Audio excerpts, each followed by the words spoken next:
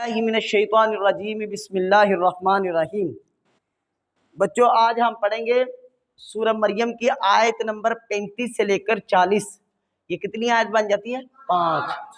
اور 5 آیات کو ایک دن میں یاد کرنا کوئی مشکل نہیں۔ ہم اپنے اوپر خود بوجھ بنا رہے ہیں کہ ہم یاد نہیں کر رہے۔ اس میں اللہ تبارک و تعالیٰ فرماتے ہیں ما کان للہ، نہیں ہے لائق اللہ کے لیے ان یتخذ، یہ کہ وہ پکڑے اولاد، یعنی کہ اللہ کی کوئی اولاد ہے؟ اللہ کی کوئی اولاد نہیں۔ سبحانہ، وہ پاک ہے اس سے، یعنی کہ ان چیزوں سے، اولاد سے وہ کیا ہے؟ پاک ہے۔ کھانے پینے سے اولاد سے پاک ہے، رشتہ داریوں سے۔ اذا، جب وہ قضا فیصلہ کرتا ہے امرن، کسی کام کا، فَإِنَّمَا، تو بے شک، یقول، وہ کہتا ہے، لہو، اس کے لیے، یعنی کام کے لیے، کن، ہو جا، فیکون، تو وہ ہو جاتا ہے۔ انسان کے اندر یہ طاقت کیپیسٹی ہے کہ وہ کسی کام کے لیے کھڑا ہو کر کے جی ایسے ہو جائے گا؟ نہیں، یہ صرف اللہ کے لیے طاقت ہے۔ دنیا کے اندر کوئی طاقت ایسی نہیں کہ وہ جو کہتا ہے جی کام ایسے ہو جائے وَإِنَّ اللَّهَ، اور بے شک اللہ تعالیٰ، ربی، میرا رب ہے، وَرَبُّكُمْ، اور تمہارا بھی رب، فَاعْبُدُوهُ، تو تم اسی کی عبادت کرو۔ ہَذَا صِرَاطٌ مستقیم، یہی سیدھا راستہ ہے۔ اللہ ہی کی عبادت کرنے والا سیدھا راستہ ہے یہ۔ فَاخْتَلَفَ الْأَحْزَابُ، تو اختلاف کیا بہت سے گروہوں نے۔ آج ہمارے اندر بھی ہے۔ ہم کہتے ہیں مشکل کشا کون ہے؟ اللہ ہی۔ ہم کہتے ہیں حاجت روا کون ہے؟ اللہ ہی۔ بگڑی بنانے والا کون ہے؟ اللہ۔ اولاد دینے والا کون ہے؟ اللہ۔ اور رزق دینے والا کون ہے؟ اللہ۔ زندگی اور موت دینے والا کون ہے؟ اللہ۔ اللہ ہی ہے، اللہ کے علاوہ کسی کے بس میں نہیں ہے یہ کنٹرول۔ پھر ہمارے ساتھ اختلاف کیا جاتا ہے۔ یہ اللہ تعالیٰ نے ان کی بیان کر دیا ان کے بارے میں۔ فَاخْتَلَفَ الْأَحْزَابُ، تو اختلاف کیا احزاب، گروہوں نے، من بینہم، آپس میں۔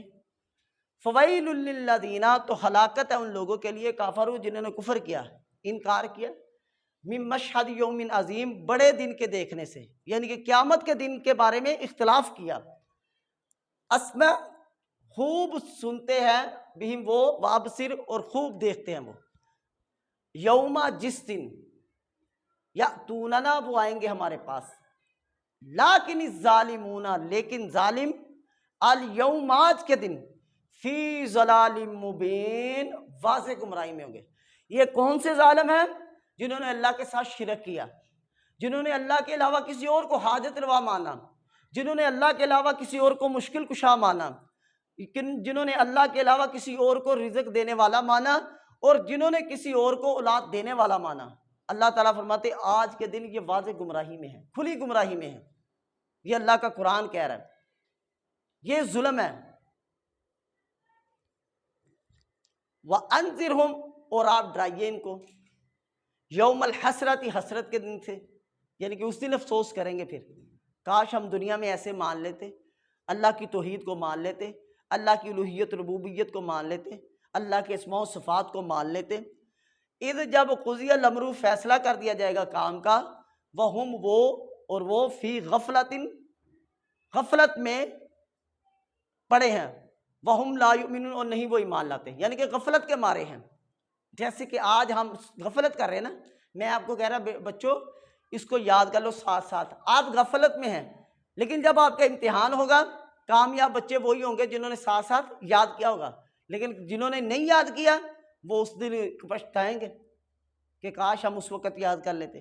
تو اسی طرح یہ جو چلو دنیاوی ہے، لیکن وہ امتحان بڑا مشکل ہے، وہ دن بہت بڑا ہے۔ اس دن کسی کی کوئی نہیں چلے گی، اس دن اللہ ہی کا حکم چلے گا۔ تو ان الحکم الا للہ، انا، بے شک، ہم، نحن، ہم، نارث الارض، وارث ہے زمین کے۔ اس زمین کا وارث کون ہے؟ اور جو جہاں کا وارث ہوتا تو حکم بھی اسی کا چلتا ہے۔ یہ زمین و آسمان کا پیدا کرنے والا کون ہے؟ اللہ۔ زمین و آسمان کے اندر جتنی چیزیں ہیں اس کو بنانے والا کون ہے؟ اللہ ہی۔ تو پھر عبادت بھی اور حکم بھی اسی کا چلے گا۔ ومن علیہ، اور جو اس پر ہے، جو کچھ بھی زمین پر ہے، وَإِلَيْنَا، اور ہماری ہی طرف، یرجعون، وہ لوٹائے جائیں گے۔ لوٹ کر اللہ ہی کی طرف جانا ہے۔